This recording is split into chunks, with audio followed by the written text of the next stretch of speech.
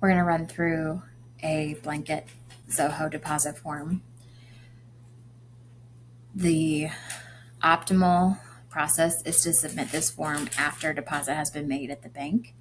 We want to be sure to have a record of the line items of that deposit so that it's easy for you to capture that information.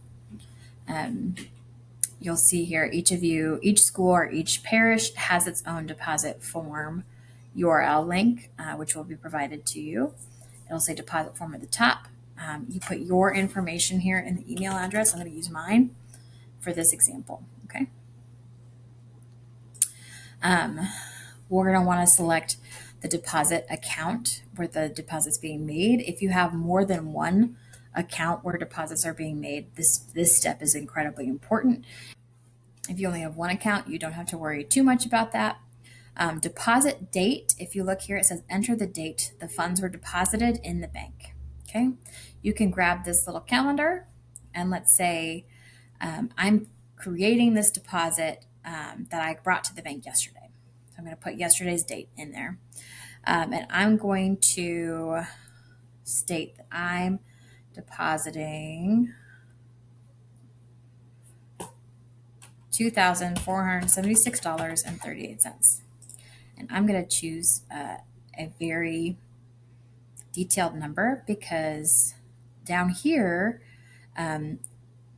Zoho is going to keep track of our line items because it's going to want the whole deposit to equal 0. Now, it's very important to categorize your deposit in the Zoho form itself. In the past, we have allowed you to submit your own paperwork, your own spreadsheets. Now that we are expanding as a firm, it is much more important that we are able to use this deposit form as intended. It's very important that we be able to automate this process, which removes user error in the middle of this. So there's less and there's less opportunity for errors. So let's say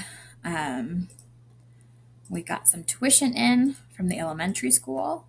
We're going to say we got $1,250 of tuition. You're going to offer a short description. We're also going to say that we got tuition for the preschool program.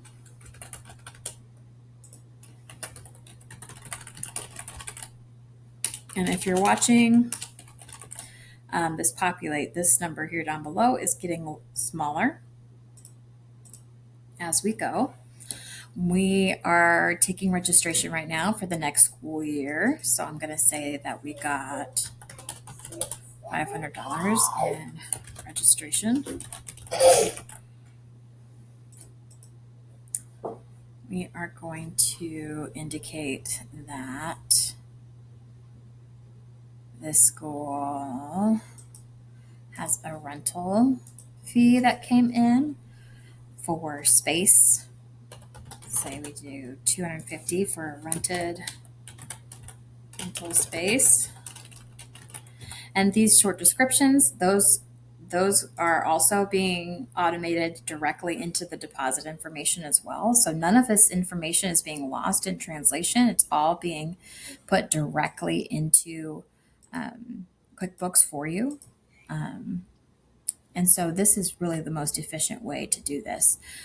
So this last piece here, we've got donations. So we're going to say $350 of a donation. And that leaves us with $26.36. And let's say that this came in with a fundraiser, $26.38, and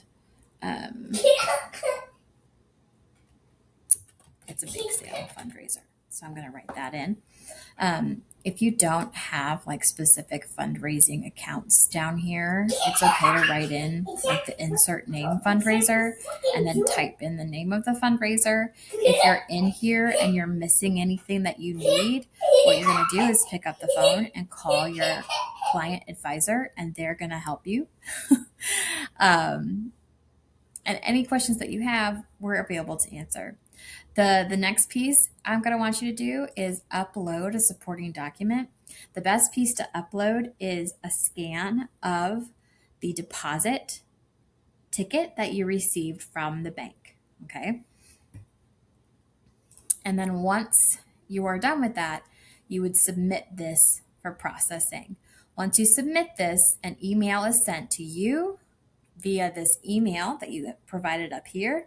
The email is sent to whoever is on the back end of this form. So it'd be your specialist, which is on your accounts receivable team. And then your advisor is also notified.